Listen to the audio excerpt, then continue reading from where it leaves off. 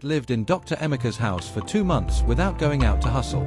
It was strange to her that she was not hustling, and yet, she had everything money could buy. Also, she did not touch the N2 million in her bank account. There was nothing she wanted that she did not have. On the day of her birthday, Dr. Emeka had bought her a beautiful car as a gift. They were virtually living as husband and wife. The only thing remaining was for Dr. Emeka to go and pay her bride price. They were doing everything that married people do.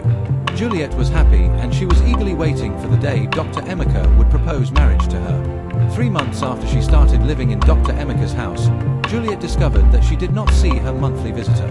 She was alarmed and scared. She began reasoning what Dr. Emeka would say because he has not even engaged her and she has gotten pregnant. I hope he will not deny the pregnancy and send me back to the streets. I'm so scared. I hope this pregnancy will not be the beginning of my downfall. I hope he will accept responsibility for the pregnancy because I have never known any other man beside him, Juliet said in her heart. Dr. Emeka had gone to work that morning when she tested herself with a test strip in the bathroom. She was crying throughout that day, because she was busy overthinking and trying to figure out how to tell Dr. Emeka. If he accepts the pregnancy as his own, I will be so happy. He is the owner of the pregnancy. I hope he will not say he is not ready for marriage. I will be so sad if he denies this pregnancy. Please, God help me out. Touch his heart to accept the baby as his own. Today will be the happiest day of my life if my boyfriend accepts this baby as his own, Juliet said as she was touching her belly. Juliet did not eat much food throughout that day. She did not even go close to the kitchen. She was just eating some snacks she picked from the fridge until it was 6 p.m. when Dr. Emeka came back from work. She was in the living room, constantly looking out from the window each time she heard the sound of a vehicle. Finally, he has come back. I think today is my longest day on earth. It's like the sun refused to set today, but finally, my boyfriend is back home. Let me go and tell him what is happening before I run mad, Juliet said, but before she stepped downstairs, Dr. Emeka was already standing at her doorstep. He was holding a beautiful flower which he hid behind his back. Good evening, my beautiful baby. You look so tired. What happened to you? Are you sure you have eaten today? You look like someone who is starving. What is the problem? Are you okay? Please talk to me. Have you been crying? Your eyes are bloodshot and swollen, Dr. Emeka said to Juliet. I think I might be pregnant. I'm worried, Juliet said tearfully. Is that why you are crying?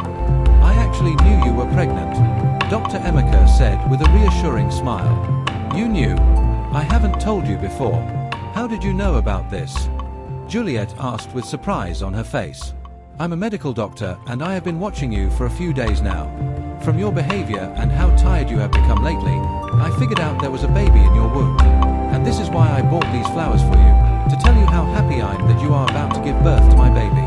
Congratulations to me, congratulations to you, and congratulations to us, Juliet's boyfriend said. She was so happy to hear that. Oh my God, it's like I just came back from hellfire, Juliet said happily. Why did you say that? Wait, don't tell me you were crying because you got pregnant for me, Dr. Emeka said. Of course, I was crying. I was worried because I didn't know if you were going to accept the pregnancy. I was thinking you might reject it and chase me back into the streets. But I'm now happy, Juliet said with a smile. Why would I pursue you after getting you pregnant? That is a despicable thing to do and I have never considered it. Besides, you don't have another man. I'm the only man in your life. Also, I was the first man ever to taste your apple. I knew the baby in your womb is mine, Dr. Emeka said happily.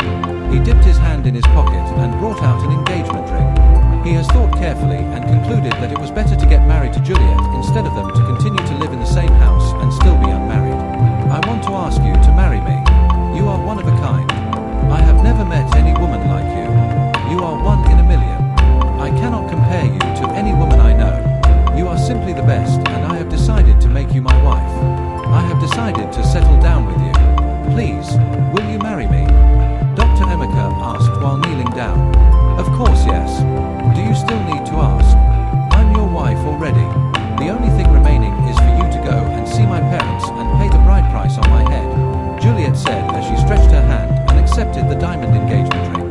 I'm happy to hear this.